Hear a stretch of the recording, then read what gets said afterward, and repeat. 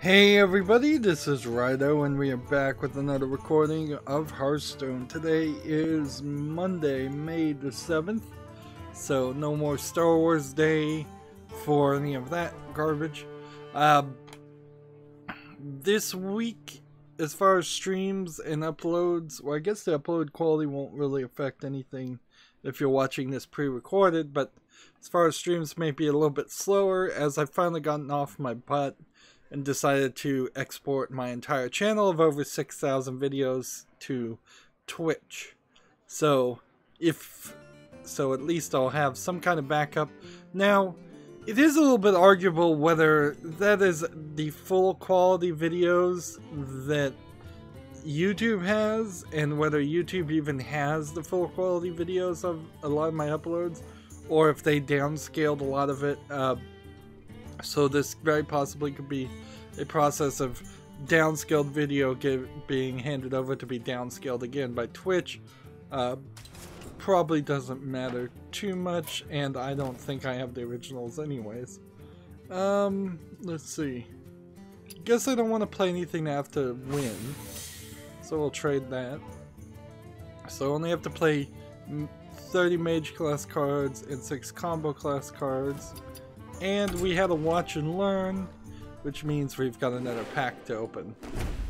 And we certainly aren't in a position, unfortunately, where I could just leave packs like this alone.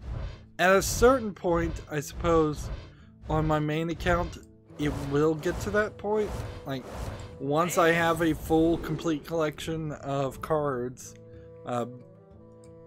for classic cards, basic cards, then there's really no reason for me to open those packs, and I can save those for pack opening days. And even here on my Asian account, which is definitely missing a lot of cards, that pack did nothing but give me dust. So then yes, expansions could become more interesting once I have that complete collection on my main account. I guess the question is, do we have anything that specifically plays combo cards, or do we have anything that specifically plays mage cards? Turbo Mage probably does play mage. Classic Mage I bet plays a ton of that. And combo is a wild deck. So let's play a little Classic Mage ranked. While I didn't record any footage this weekend, I actually worked, which is good. Maybe, I mean, inherently, it's not a good mental thing to say, maybe this is the turnaround, maybe this is when I'm gonna get a lot better, because if you say it out loud, you don't actually do it. But I did spend the weekend scheduling all the videos, doing the work I hate the most about being a YouTuber, and I've got some going up till October, and I'm certainly starting to consider going back and adding more content back to my channel after I'm a full year ahead. I don't know if I can schedule videos after a year. Maybe that there's a limit there. Maybe there isn't. I'll take that free victory, absolutely. But 1 year ahead seems like it would be the right time to maybe start to think about adding more content to my channel. You're getting so far ahead in the future, who knows what happens, and YouTube is not dependable, so it's possible that YouTube would completely just delete my channel with years and years of content scheduled. I mean, that could happen right now, certainly. And I don't have 100% confidence that YouTube won't delete a bunch of small-time content creators' channels. They're deleting other people's channels for a purpose right now. The question will certainly be at some point, will they just decide they don't want any small YouTubers channels at all? None will survive. The only thing that slightly saves my channel is that if YouTube was to say we're going to get rid of all small channels, that includes a lot of people with their wedding and their and like one video, and I don't think they want to piss off almost every user on YouTube, even though they've already kind of done that.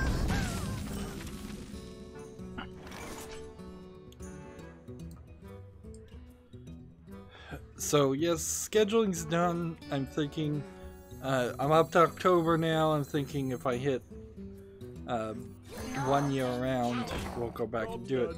Now, part of the reason why some of the time slots I have are up to October, and particularly my Hearthstone episode, which is at 1034 now scheduled into mid-October.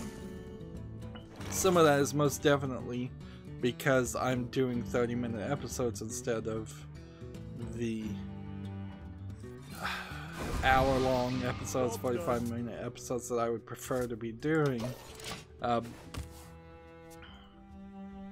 So we may very well, around the end of this year, decide to go back to 45-minute hour episodes, because I'm not super enjoying that, nor is it really changing anything.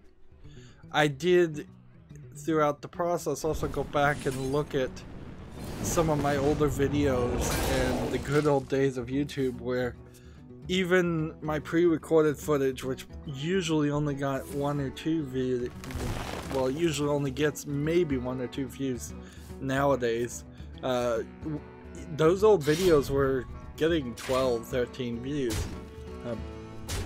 So that's, YouTube has been screwing over all YouTubers' channels, and mine included. I can definitely tell that in views. However, to be fair, for this past week or so, I have been getting more spam bots and more subscribers. So there is something that they're working on to bring things back. But I certainly don't want to work with a company like YouTube if 1 week they're going to ruin your channel, and then the next week they're going to give you crumbs so you stay, and then the week after that they're going to try and ruin your channel some more. And it's really, really sad, but accurate, I feel, to blame YouTube for the lack of success for, I would say, at least 50% of the lack of success on my channel, and probably a lot of people's channel. They're simply, they can tell us fake impression numbers all they want and try to make the claim that they're putting videos in front of people's eyes, but we all know the truth is they aren't. Not really, not in any sustainable way.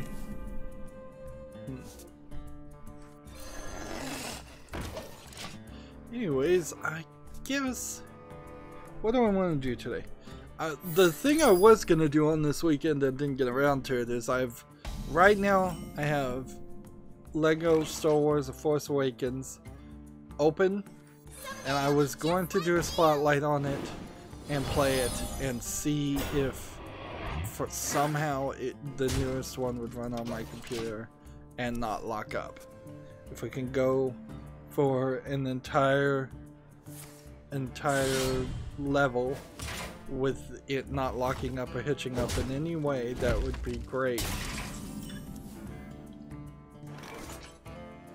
I was even going to throw it a bone. I was not going to change any of the video settings and just play the basic things.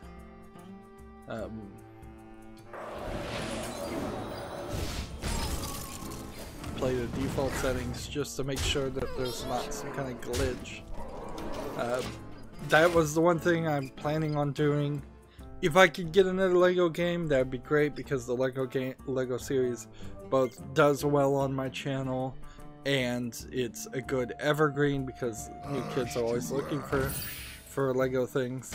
Again, that YouTube's argument that there are no kids under 18 or 13 on YouTube is BS. Their most successful video ever is a coverage of Cars 2 video game, and because parents thought it was the movie, and they would just like, okay, well, here's the movie, watch it. They would just start it and then hand the tablet over to their kids. But I heavily suspect Lego Star Wars The Force Awakens won't run any better than anything else, and I'll just put it out as a spotlight, if I even do that much, and then move on to some other game that I need to record. I really have no excuse. We've got a guy on the chat saying hi. It's hello, what deck? Right now we're playing Classic Mage to play Classic Mage cards on my Asian account. So a very basic deck at a very low rank of 24, just to play cards on my third account, which is doesn't have very many cards.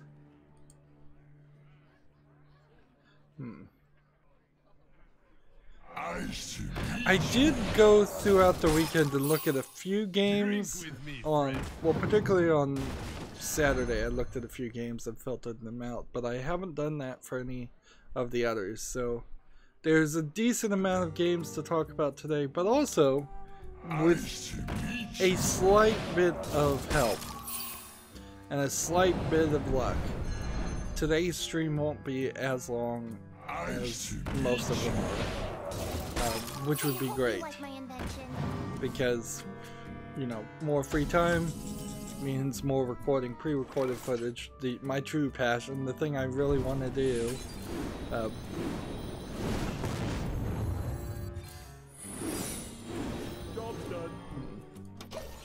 Because Hearthstone is always getting in the way with their stupid daily quests. There is an article, well, not so much an article, but a tweet from Activision Blizzard saying, we've heard your concerns and we're going to make some changes to Hearthstone after the HTC Cup or whatever.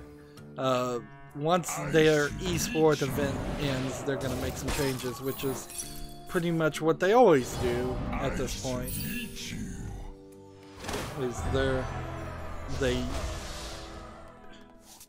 they address their obvious and stupid mistakes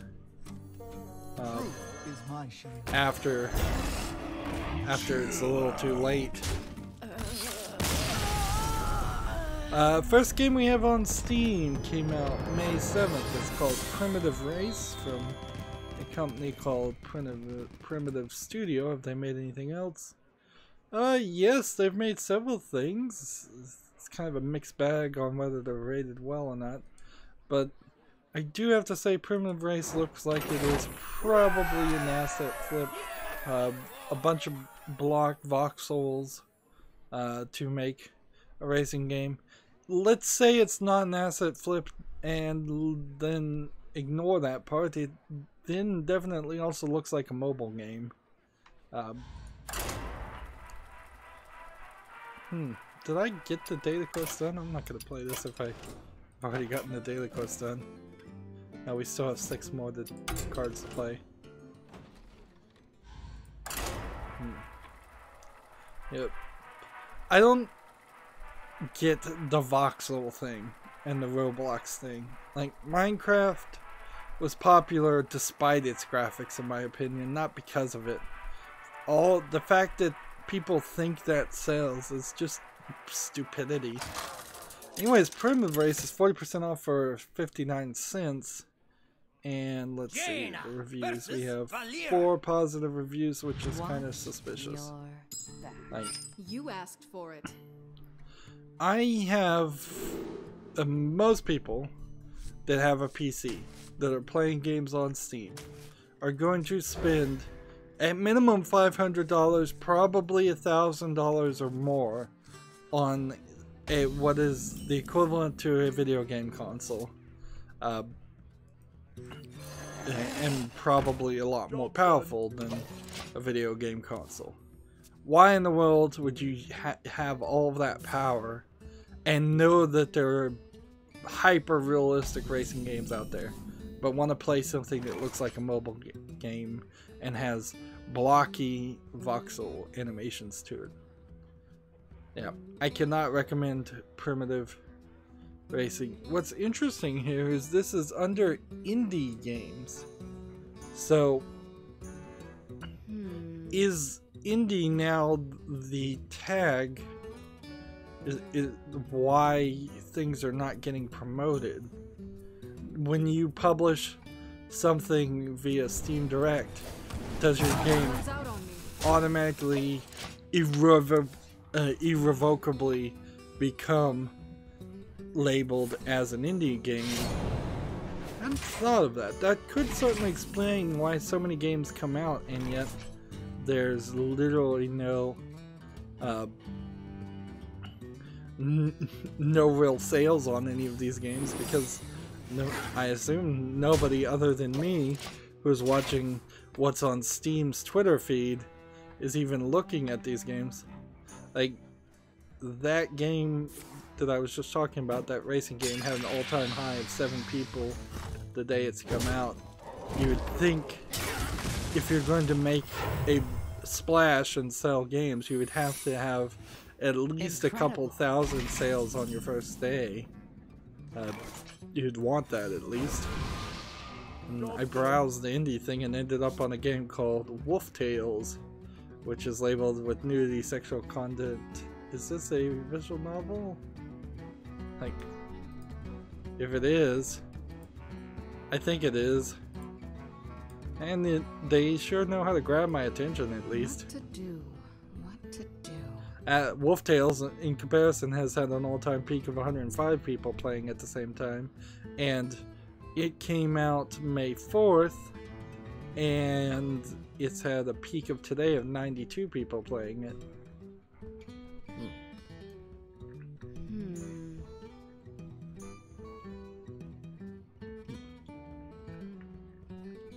Yep, I can recommend Wolf Tales to anybody who wants a lewd visual novel, dating sim romance visual novel with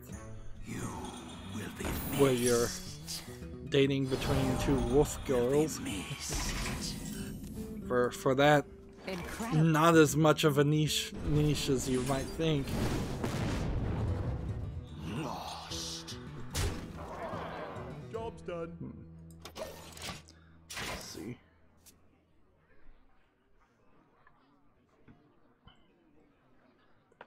Gematsu has an article moving forward called 5 Minutes of Egress Alpha Gameplay. Egress is the word for exit.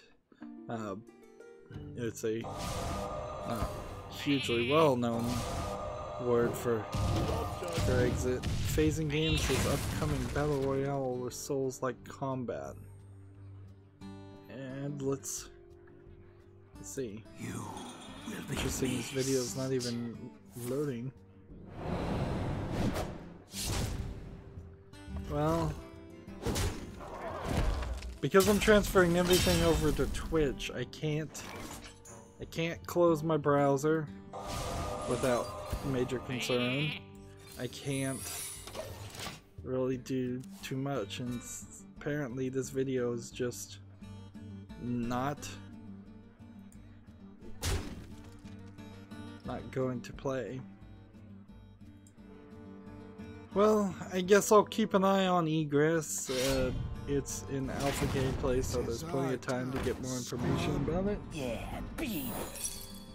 Next game we have on Steam is called After Dreams. It's labeled free-to-play indie casual simulated violence. The only game from this developer came out May 6th. It's free, so you can't beat the price. The question is this anything of interest at all? And I would argue it probably isn't. It seems, instead of going the asset flipper route, this is somebody who's trying to animate things themselves, doesn't really have the skill or team to do it, and that's created a very limited angle detail. One of the screenshots is just a black screen.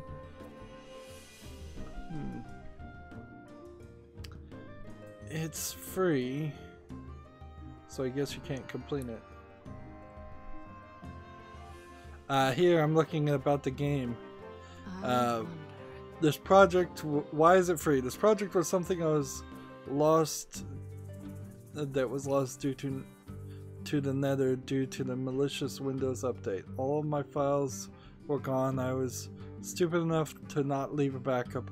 All I have about this is about 90% complete experience that was in my Dropbox. Instead of just letting the project die, however, I've decided to put it on Steam as a work that I'm proud of. Expect bugs, expect glitches, expect general weirdness. Can't we do something about the people who do this, though? Like, in all honesty, this is not the place for you to put your projects that you're not trying to sell. Like, I think Valve needs to severely limit. It just needs to curate its stores. Like, I was gonna say maybe it needs to limit the free aspect and only have publishers who are selling something else be allowed to put something up for free. But I don't know if that would really fix too much. But it definitely needs to do something. The next paragraph is, so it will never be finished, and he goes, don't count on it, but never say never.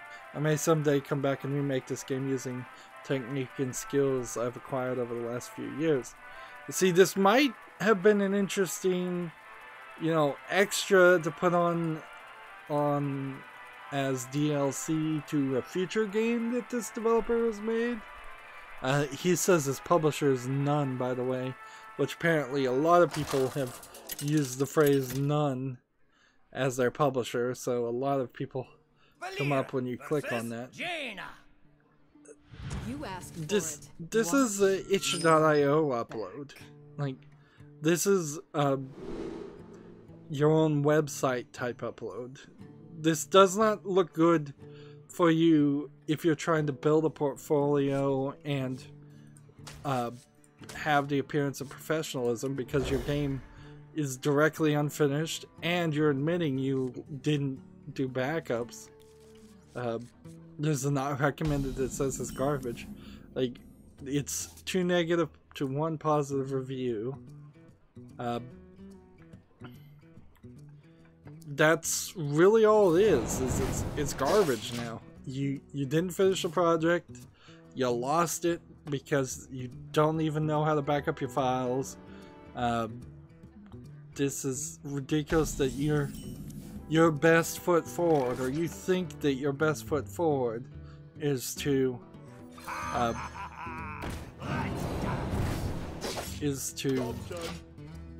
put something out on Steam that's unfinished, that does not look good, and that will haunt you for the rest of your career. You've just hurt your career, if not ruined your career, by putting a unfinished piece of garbage on Steam. And you paid $100 too. Like, Steam Direct is, let's not forget, it's $100 to upload any game. At least that's what Steam tells people on the outside. You paid $100 to ruin your career, to put a game up for free on Steam. That's ridiculous. But I don't have time to rant about that, so let's move on to the next game. We have a game called Rabbit Valley Legend, and it's from a company called Bamboo Secrets Co. Limited. And they have one other game, both of which are VR. This is 10% off for $10.79, which is a pretty expensive game. Seems like this is a... I'm gonna scroll down before I say cheap Chinese knockoff game, but it looks like a stand in place, shoot a bunch of rabbits and yetis that are attacking you. Let's make magic. Here we go. Let's see, let's continue scrolling down. Yep, English and simplified Chinese, requires VR. It's more expensive than it should be for a VR game. It's the exact same concept. I assume that there's probably some default code in the HTC Vive or Oculus Rift or whatever, maybe Unity or Unreal by default for VR games, that by default have you standing in one place shooting at enemies walking towards you, and people are just reskinning that default code, because I see way too many games that are the exact same concept over and over again. Something, usually a zombie, is crawling towards you and you have to shoot. On concept, definitely not on implementation, but on concept, throwing snowballs and shooting guns at rabbits, snow rabbits, and yetis is a slightly interesting spin on it, but What to do? certainly would not trust a Chinese company, Chinese developer who is apparently only known for making cheap rip-offs of games. Like, the weird thing there is, I guess I wouldn't give much credibility to any Chinese developer, because I don't know of a single one that's made a good product ever. You could say maybe you could trust Tencent because they bought PUBG. Maybe you could trust the owner, I think, of Riot Games that owns League of Legends, but I'm pretty sure they bought that too. So, yeah. I'm trying to think. I'm really trying to stretch my brain here. Has a Chinese video game developer ever made a breakout hit that took the world by storm? And sadly, I don't think they have. For a very long time, they didn't care about the rest of the world, so they would only make games in English, in Chinese, and they wouldn't make it in English or any other language. So there probably are some rather good MMO style or mobile games that were made in China at some point, but they weren't ever translated. But I don't even know if that's true.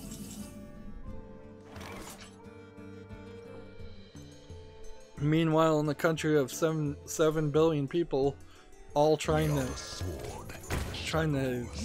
run some kind of scam. This is a very slanderous overgeneralization, but like, there really are just thousands and thousands of companies trying to make cheap knockoff games, and in video games that just doesn't work, particularly on Steam when you can see the better games and will see the better games. Moving on though, I'm getting into a rant. Like, I would really like to see China. There's no inherent hate I have for Chinese video game developers. I'd really like to see them succeed, because there is a pretty interesting Chinese culture that they could build and use from to make very interesting games, if they would just eventually get around to bringing up their quality. Next game we have is called Wheelchair Simulator VR. This is an interesting concept just by the name.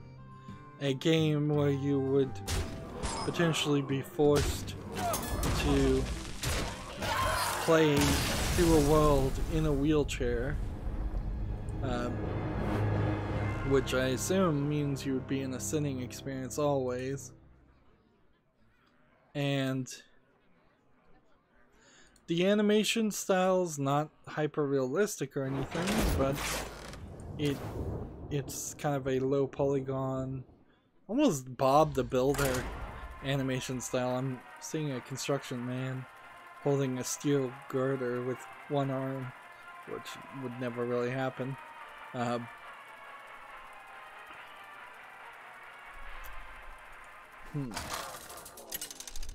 Question is the price. It says it's early access and it's 15% off for $12.74, which is even more expensive than it should be.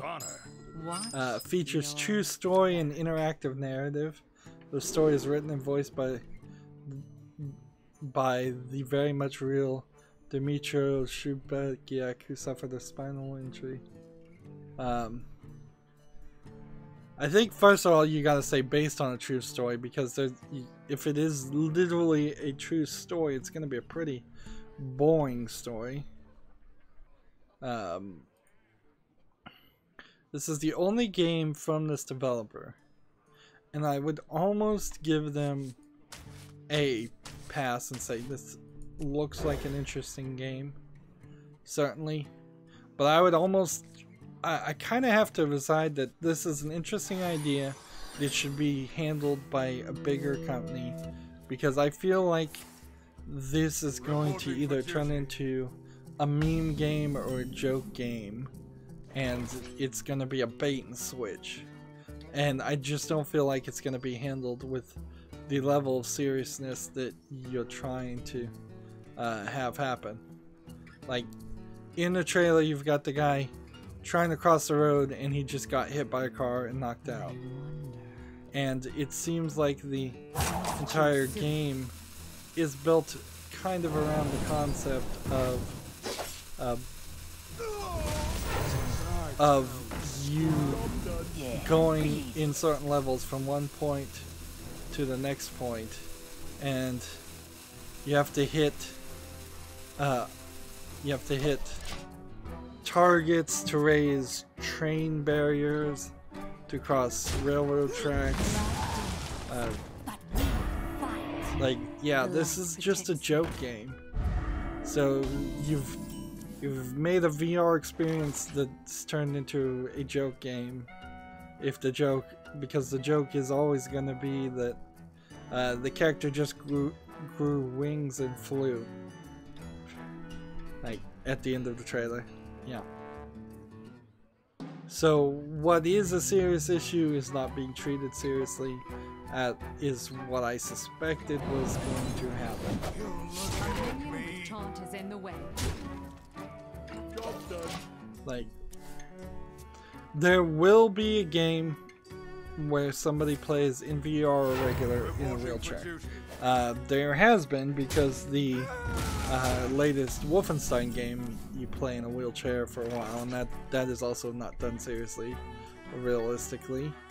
But there will be a game like that. There is already a game out there that I want to play that came out a couple years ago, where you play as a blind girl, which is interesting. And in fact, there's even another game where it's a competitive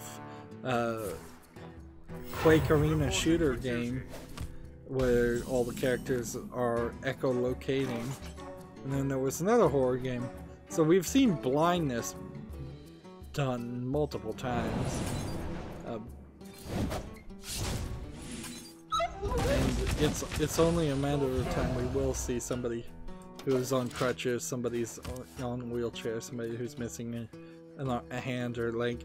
It'd be pretty easy actually to put into almost any game that somebody has a prosthetic leg or prosthetic hand into any existing storyline, because that you don't have to change too much. You just throw it in there as, hey, this is a slightly interesting thing that occurs. That is what it is. Like, if Doom Guy had a prosthetic hand, you wouldn't even know. See, Lemon Lovers on the chat saying an emoji of women, and somebody else, Andre, is on the chat talking about something I said I wasn't going to talk about. I actually didn't even bother to change the clickbait title for today. I just didn't get around to it. I wanted to hop into streaming a little bit faster.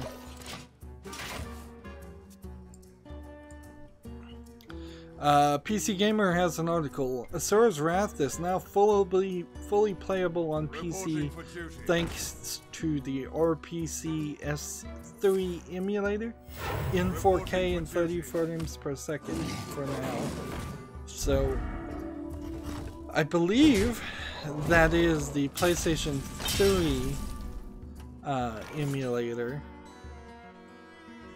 So if you have a file, a ROM of Asura's Wrath, you can now play it with the emulator, which would be kind of great if this lit a fire under the actual creators. That would be Capcom and CyberConnect 2's. If it lit a fire under them and they said, well, you know what, we can, if they can do it, we can do it, and therefore we'll just release an actual PC port, and let's hope that the PC port is actually good. They've also, the same emulator, the PS3 emulator, has gotten God of War 3, God of War Ascension, Red Dead Redemption, and Demon's Souls running. So there's a decent collection of particularly PlayStation 3 games that never came to just never came to a PC release, and I'm not sure if Sony can do anything with those games either, because they can't really get them to run perfectly on PS4, which is a standard configuration, where the PlayStation 3 was a very unstandard configuration. I would like to play Asura's Wrath. I think I may even have bought Asura's Wrath and never gotten around to play it. There was probably a handful of Xbox 360 games back when I was playing the Xbox 360 when it was new that I may have gotten around to buying and not playing. I doubt it was more than 5 games though. Gamma Sutra has an article. Twitch tries a bounty board approach to setting streamers up for sponsored streams. This week, Twitch rolled out a beta version of the bounty board program, which aims to cut out third-party marketing agents by directly connecting Twitch streamers with companies who will pay them to stream. Notably, the program brings the business of sponsored game streams and responsibility of clearly disclosing said sponsorships in accordance with FTC guidelines further in-house at Twitch. What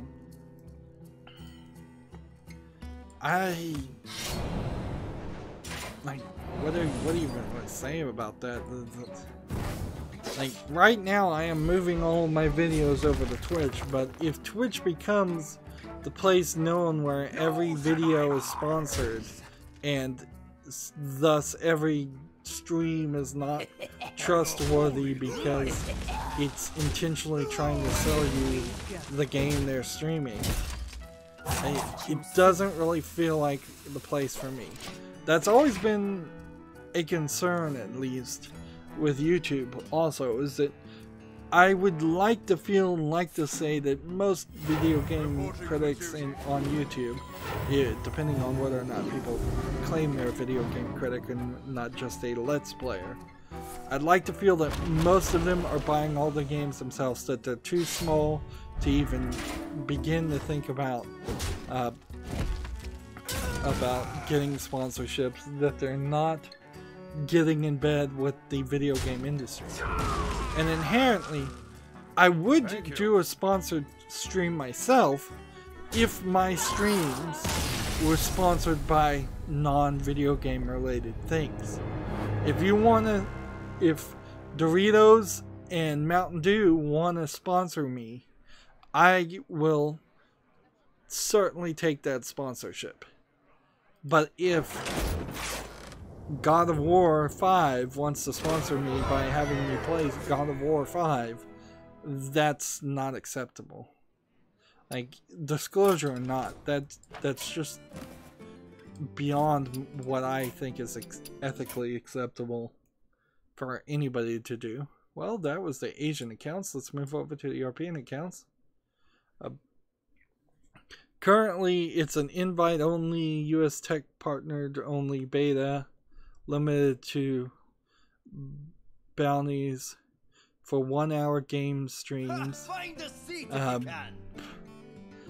Pretty much, I don't think I would even be able to.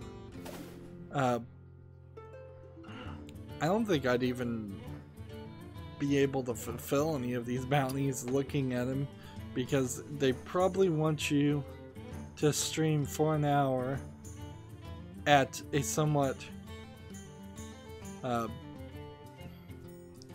at some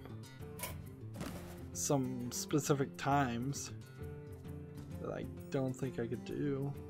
I'm not gonna trade this 61, so play 6 elementals. Let's hope we have 6 elementals somewhere. We probably do.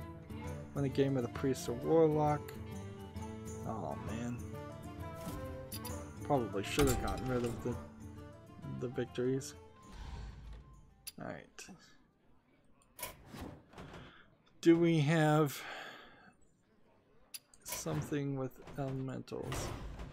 I bet Tempo Mage probably has some elementals in that display now. Says, so the bounty board picture here is a max payout of $100. Stream Call of Duty World War II PC for 1 hour. Stream for 1 hour straight at your typical current viewer count. If your peak does not hit typical numbers, you will not get. You will get a proportional percentage of the payout. So inherently, this bounty board is immediately saying that if you play a bad game and people don't watch your stream close to the at the average viewer count, which there's a lot of wiggle room there, then you won't get fully paid. And then but I imagine a lot of people agree to that. But I also imagine you could play some garbage game. Like, once you take Call of Duty World War II out of this bounty and put something like the wheelchair simulator game that not that many people are going to know about or be interested in, your typical concurrent viewer count on Twitch may drop drastically, even if you're the biggest Twitch streamer there ever is. The next bullet point says don't disparage the brand, so that means don't be honest. If you've got something negative to say about the brand, you can't say it. That knocks me out immediately, because I would totally be, even for Call of Duty World War II, I'd totally be like, well, EA and Activision Blizzard all suck, so I don't even know, is it Call of Duty Activision Blizzard, or I'd have to look it up. So I'd immediately disparage the brand, or disparage the company, and then I'd probably disparage the brand going, I don't like Call of Duty games, and then they'd complain about that. It does say put hashtag sponsored in your stream title, and it says turn on the store pass broadcast options in your channel settings and complete the bounty by a specific date. Game key included with bounty activation. Key is emailed 72 hours after bounty activation.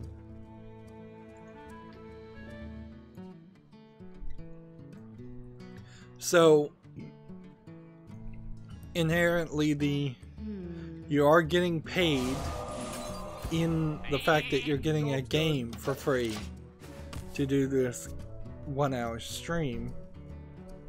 So let's say Call of Duty World War II is $65. You're probably on your taxes would have to disclose $165 of income that you had earned for doing that 1 hour stream. And $165 of 1 hour of income is pretty good, assuming you can always you can work 8 hours a day doing that. I'm seeing some other bounty boards for as low as $70, and I don't know how many people are gonna really be allowed to do this, because there's gonna be so many chancers, so many people that are just gonna say, yeah, I'll activate that, I'll get that Steam key, and then they won't either do the stream or they won't do it in a satisfactory way, and then eventually the companies that are going to have to manage these bounty boards are going to say this is just not worth our time. When you have 1,000 people that are going to try to activate bounties and do terrible streams that don't work at all,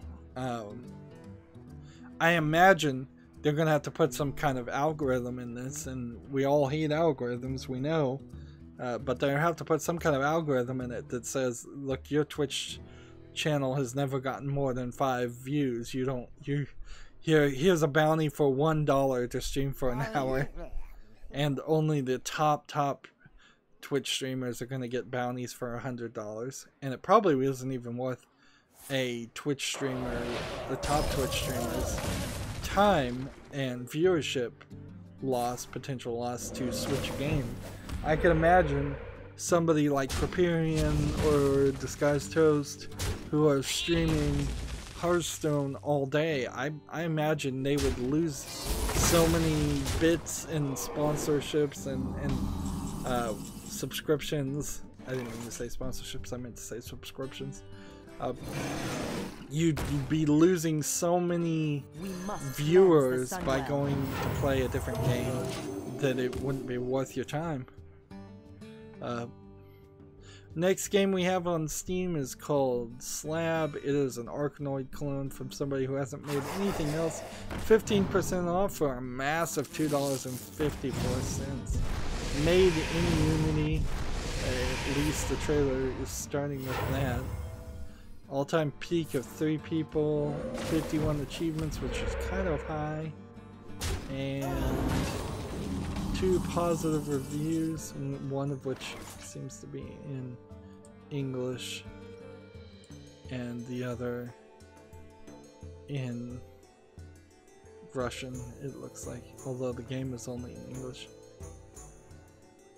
You know, for an Arkanoid clone, to be fair, Slab does not look terrible. It looks like it's a very decent Arkanoid clone. The problem is the world does not need an Arkanoid clone. It has never needed an Arkanoid clone. It's never going to need an Arkanoid clone.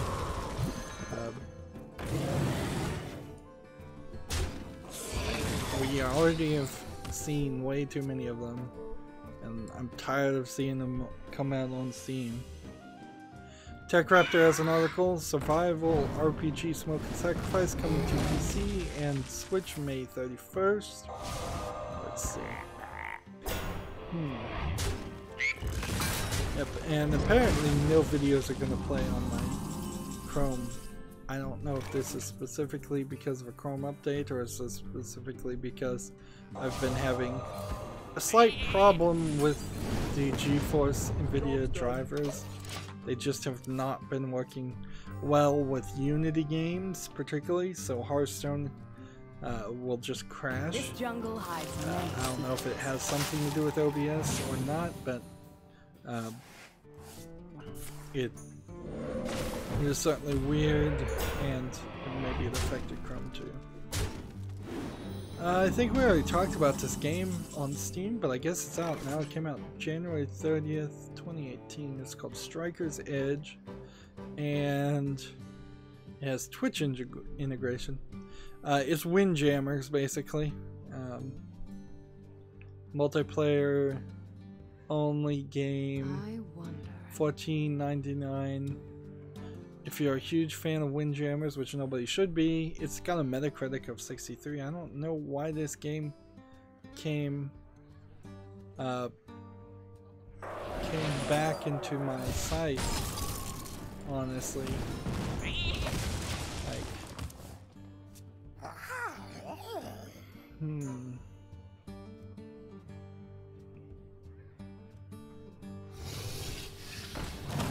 negative reviews saying the movement's not great, and I would guess that's probably true. Floaty, slidey movement. A lot of different languages being supported. Why did Striker's Edge appear though? If it came out January 30th, it's the only game from this developer.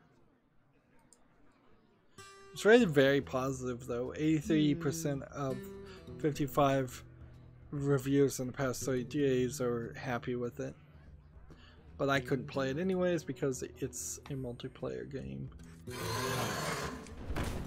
Plus I have no interest in it. Gamasutra has an article, Get a Job, joins Zwift as a 3D game artist. I was watching a Unity tutorial on, not per se animating as much as wireframing a 3D model to movements. It was kind of interesting, not what I was expecting however.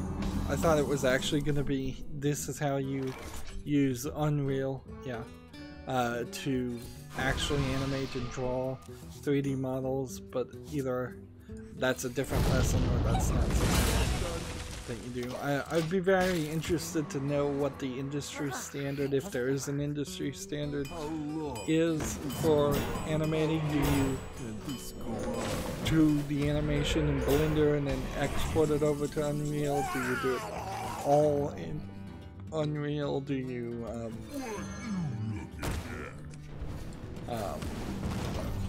you do it in some kind of Adobe software instead? Or some other software besides Blender?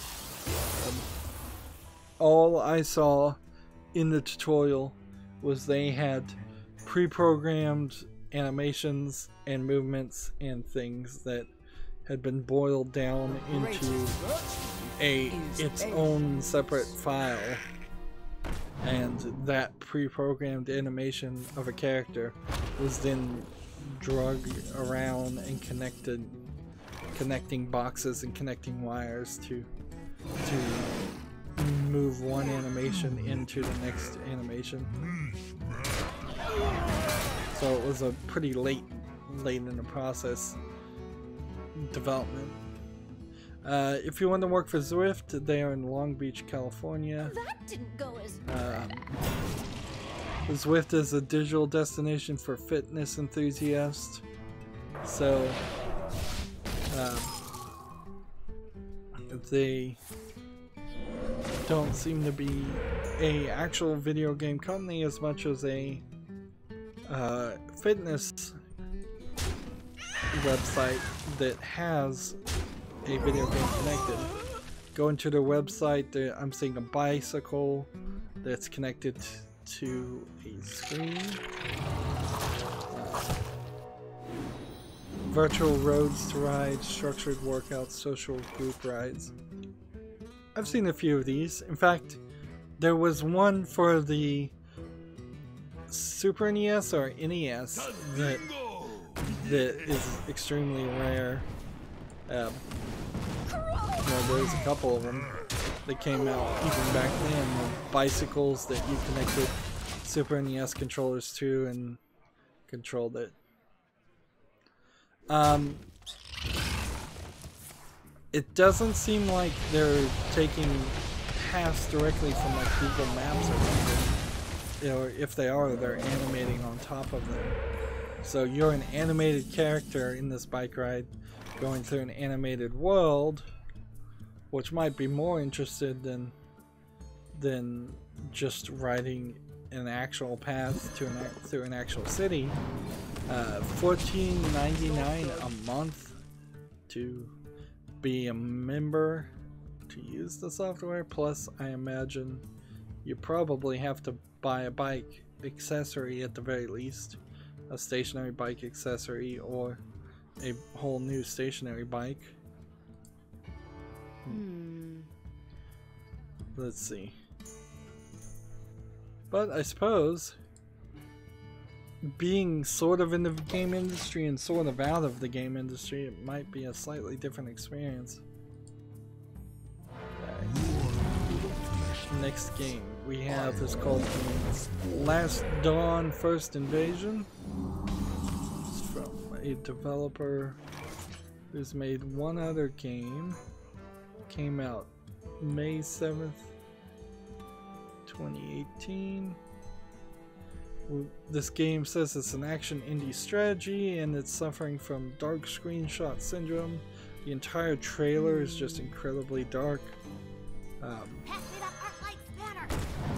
Here's the question to ask is, have I played a single elemental character? Am I gonna have to go build an elemental deck?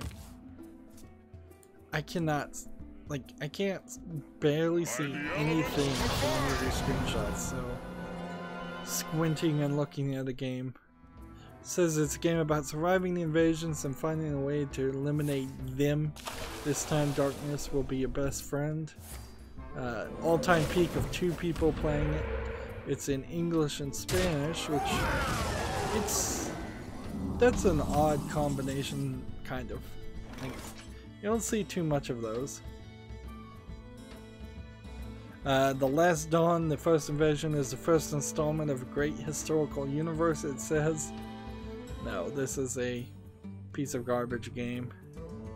It has 1 positive review, probably from the creator themselves. That seems to be kind of typical too, that creators that make their games have more and more become YouTubers also, and pretending to make videos and criticize their own games in a positive light. Let's look at this publisher. Nope. Publisher hasn't published anything. This probably, if I was to guess, is a bunch of Counter-Strike and Source Engine stuff. I mean, you can't immediately say it's an asset flip, but you can immediately say it's ugly whenever it is. And we've seen a lot of dark hallways before. Yes. Next game we have is called Escape from Cozy Island. Why would you want to escape Cozy Island?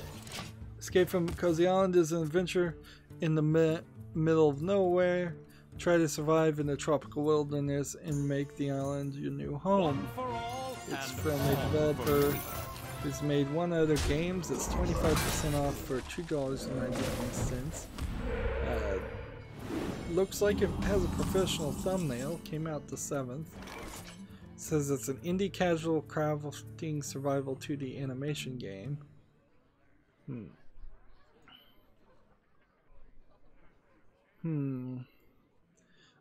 What I'm trying to see here is this kind of looks like more of a mobile attempt to make something like Minecraft without actually doing any of the work to have it walk around. So as far as it seems like there's 2 screens, one with a guy, one with a girl in the screen, and then you click on things that would be placed in the screen and you combine them kind of in a doodle god kind of way to figure out what else you can craft. And as you craft and find new things, it seems like you might be able to continue the find new things. There's a progress bar at the top left, there's a time, there's a crafting button, and there's an items button at the top left. And every single screenshot is either between inside the hut or outside the hut. So this literally is just a two-screen game. Which is an interesting idea because that means you'd probably be done with the game relatively quickly. Like, you're not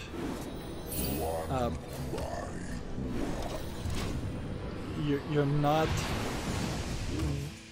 going through a very long achievement list that Minecraft kind of has, where you're going to the end and fighting a dragon is, I believe, one of the last things, or almost last things you have to do.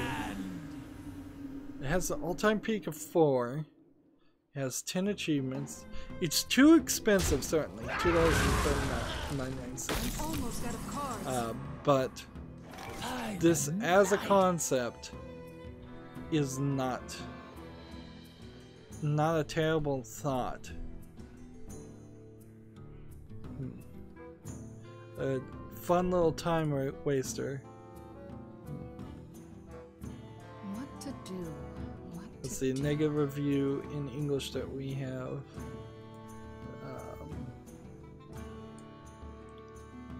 Because the other two are in Russian. The one not recommended review we have says,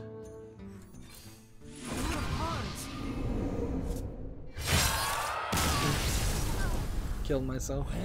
I know this game is quite simplistic when it comes to the quality of animation and character. Even with that in mind, I was still expecting more.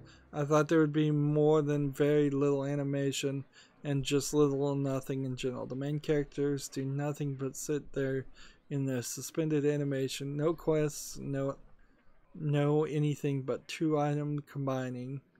Very disappointed. I finished all that I could do in less than 10 minutes. And that was generous. Definitely a time waster and money waster in one.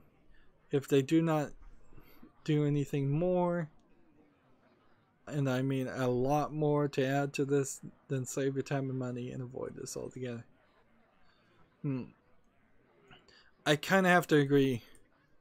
Like, I recently put Doodle God into my wish list, but with that one review, I'm willing to believe that this game does not last more than 10 minutes. And for $3, I don't think so. It looks good. It's a good start. Maybe all of these animations are just bought assets, or but that the concept certainly could be expanded on. So I'm gonna have to skip that one too. Maybe if it gets improved upon, they'll catch somebody else's attention. I did 2 elementals there. Well, it's been about 45 minutes or an hour. Let's see.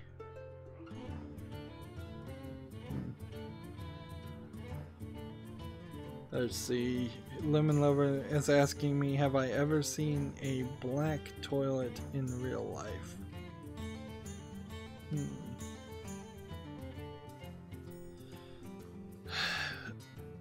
I believe yes, but it was an outhouse. I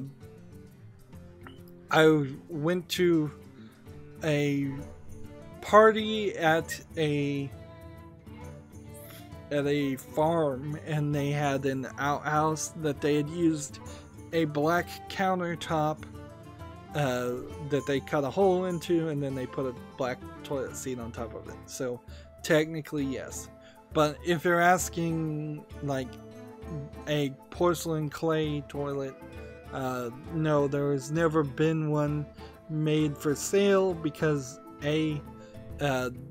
black is just harder to clean and hides stains, and so it's, while you may be cool with a dirty car in black, you probably wouldn't be cool with a dirty toilet in black.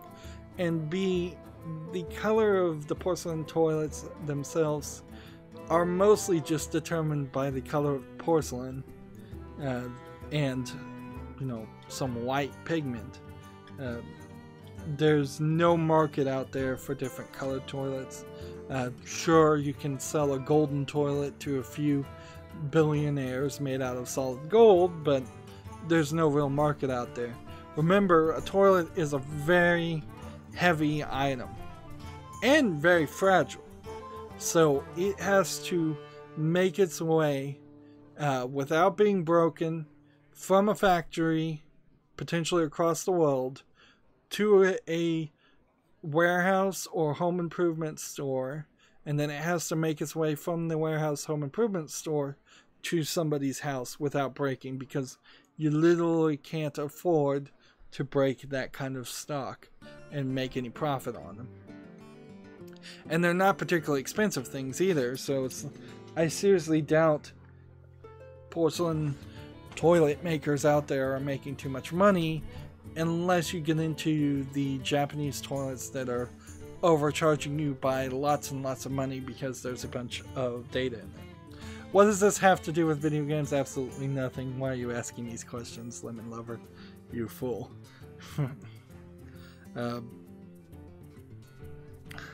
Lemon Lover says, interesting. Okay. My friend has one in his home and doesn't find it weird, but we tell him how odd it is. I think you're probably talking too much about toilets. I've only seen one and other in my life in a fancy nightclub lounge in a hockey rink. So the fact that he has one in his house baffles me. Yep. You're thinking way too hard about that. Anyways, that's it for this recording. Stay tuned if you're watching live. As always, I ask you to like, share, subscribe, comment, and watch every second of my videos. If you want a friend or follow me on any social media sites, there's a whole bunch of links down below. If you want to support me even further, gift me a game on Steam. Thank you for watching. Have a good evening.